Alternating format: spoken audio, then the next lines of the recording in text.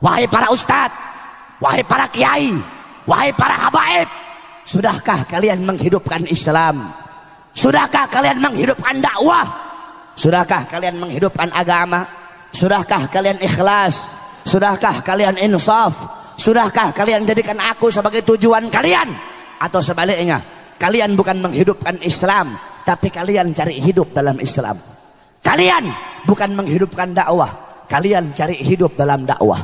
Kalian bukan menghidupkan agama, kalian cari hidup dalam agama. Dakwah, agama, Islam kalian jadikan sebagai untuk memuaskan isi perut kalian. Jokowi, jangan sombong sama pangkat. Megawati, jangan sombong sama pangkat. Tito, jangan sombong sama pangkat dan jabatan kamu. Di atas kalian ada Allah. Jokowi di akhirat dipites kayak kutu sama Allah Subhanahu wa taala.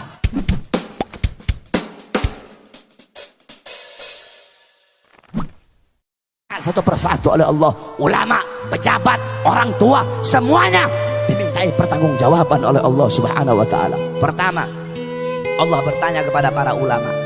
Pertama, Allah bertanya kepada para kiai, para ustadz, para habaib, dikumpulkan satu persatu ditanya oleh Allah Subhanahu wa taala. Wahai para ustadz, wahai para kiai, wahai para habaib, sudahkah kalian menghidupkan Islam? Sudahkah kalian menghidupkan dakwah? Sudahkah kalian menghidupkan agama? Sudahkah kalian ikhlas? Sudahkah kalian insaf? Sudahkah kalian jadikan aku sebagai tujuan kalian? Atau sebaliknya, kalian bukan menghidupkan Islam, tapi kalian cari hidup dalam Islam. Kalian bukan menghidupkan dakwah, kalian cari hidup dalam dakwah. Kalian bukan menghidupkan agama, kalian cari hidup dalam agama. Dakwah, agama, Islam kalian jadikan sebagai untuk memuaskan isi perut kalian, untuk memuaskan hawa nafsu syaitan kalian, kata Allah Subhanahu wa taala.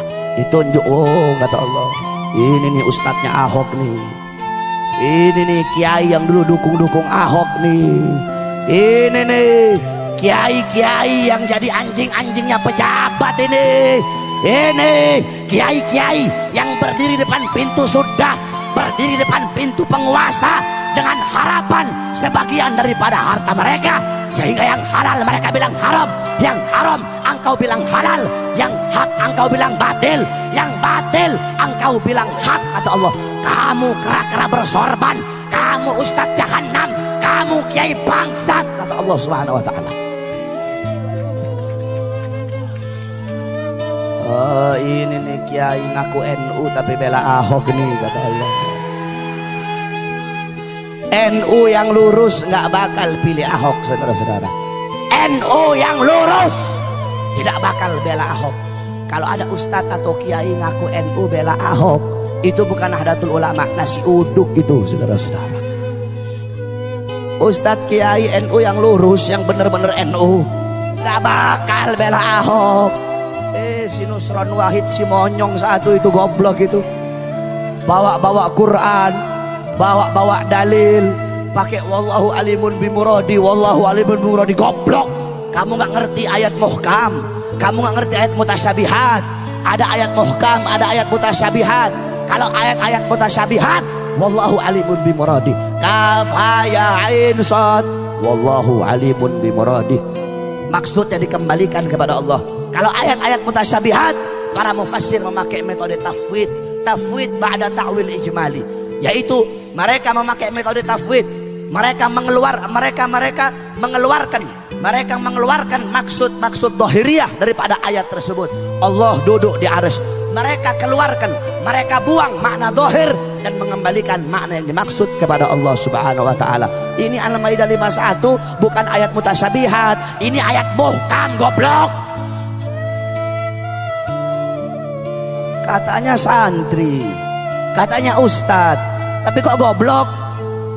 Kebanyakan makan uang Cina, kebanyakan makan uang pejabat, kebanyakan makan duit haram, otaknya jadi goblok. Saya nggak heran kalau ada orang Cina, orang Kristen bela Ahok, saya nggak heran. Kalau kata santri huwa humahum, nggak heran. Yang saya heran kalau ada orang Islam bela Ahok, itu yang saya heran. ada orang Islam mati-matian bela Ahok, berarti itu orang lebih bangsat dari Ahok, saudara-saudara. Apalagi ada ustadz, ada kiai pakai sorban bela Ahok, jual dalil. Kalau ada ustadz kiai bela Ahok, itu ustadz itu kiai lebih bajingan dari Ahok, saudara-saudara. Kenapa? Ahok ini musuh nyata. Nah ini kera-kera bersorban ini yang ngebela Ahok, ini musuh-musuh dalam selimut ini, saudara-saudara. Kamu tahu, andaikan saudara-saudara, ini ustadz-ustadz yang bela Ahok nih, andaikan nih Ahok dan sekutunya menang nih, yang bakal diusir, yang bakal diusir, dibunuh duluan ini ustadz-ustadz yang didukung dia. Kenapa? Bangsa kamu sendiri aja kamu khianati, apalagi kita, kata Ahok. Rakyat kamu sendiri aja kamu khianati, apalagi kita, kata Ahok. Makanya tobat kalian, ustadz-ustadz gara-gara bersorban dukung Ahok, tobat kamu, tobat. Kenapa kamu takut gak makan? Kalau nggak dukung Ahok takut nggak dapat makan? Iya. Pakai cium tangan lagi sama pejabat itu ustadz. Cium tangan sama Mak Banteng. Tahu Mak Banteng? Tahu? Ibu tahu? Siapa? Gak usah takut, siapa? Megawati. Apain takut-takut? Gak usah takut-takut. Pejabat-pejabat pusat sekarang itu kebanyakan saking bela mati-matian si Ahok, sampai para ustadz, para kiai, para habaib dikriminalisasi. Habib Rizik mau dimasukkan penjara. Para ustadz, para kiai, para habaib mau dibungkam mulutnya masing-masing, diancam, difitnah, dicaci maki. Disangkanya kami para habaib takut kali. Hei pejabat, hei aparat, kami para habaib, kami bukan pecundang, kami bukan penakut, kami tidak akan pernah mundur walaupun satu langkah. Di dalam tubuhnya kami mengalir darah keberanian, dalam tubuh kami mengalir darah-darah pejuang. Kami punya kakek-kakek udah biasa dibunuh, kakek-kakek kami biasa dicaci maki, kakek-kakek kami biasa dipenjara. Kami punya kakek Sayyidina Ali bin Abi Thalib difitnah, dicaci maki di mimbar-mimbar sampai beliau dibunuh. Beliau dibunuh. Kenapa beliau dibunuh? Beliau dibunuh karena beliau dengan lantang menyuarakan kebenaran melawan para pejabat-pejabat yang zalim, saudara-saudara. Kami punya datuk Sayyidina Hasan bin Ali, beliau wafat diracun. Diracun. Kenapa beliau mati diracun? Beliau mati diracun, beliau dibunuh karena beliau dengan lantang menyuarakan kebenaran melawan para pemerintah yang zalim. Kami punya kakek Sayyidina Husain bin Ali, Husain bin Fatimah binti Rasulullah. Beliau wafat dibunuh, dipenggal kepalanya, saudara-saudara. Terpisah kepala dengan jasadnya. Kenapa beliau dibunuh?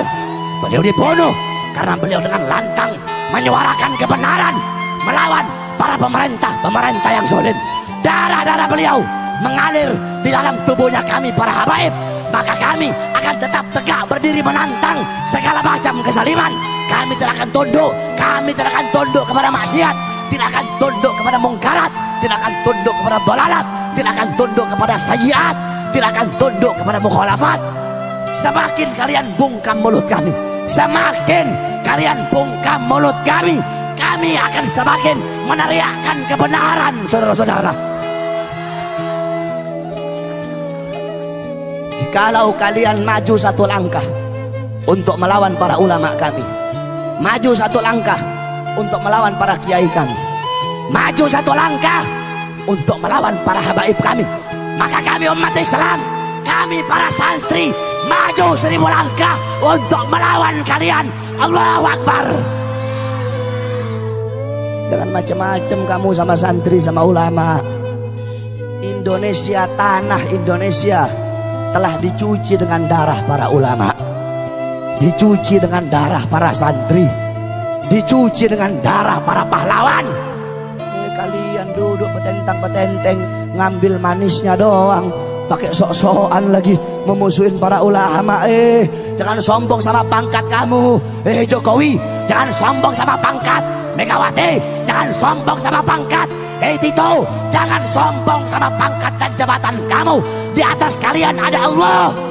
Jokowi, di akhirat dipites kayak kutu sama Allah Subhanahu wa taala. Jangan pangkat sama jabatan, tahta dan kekuasaan. Jadilah kalian pejabat-pejabat yang baik. Tanah Indonesia telah dicuci dengan darah para ulama, darah para syuhada. Kalau bukan para ulama, kalau bukan para santri, kalau bukan karena para pahlawan, tidak akan terbuka gerbang kemerdekaan Indonesia, saudara-saudara.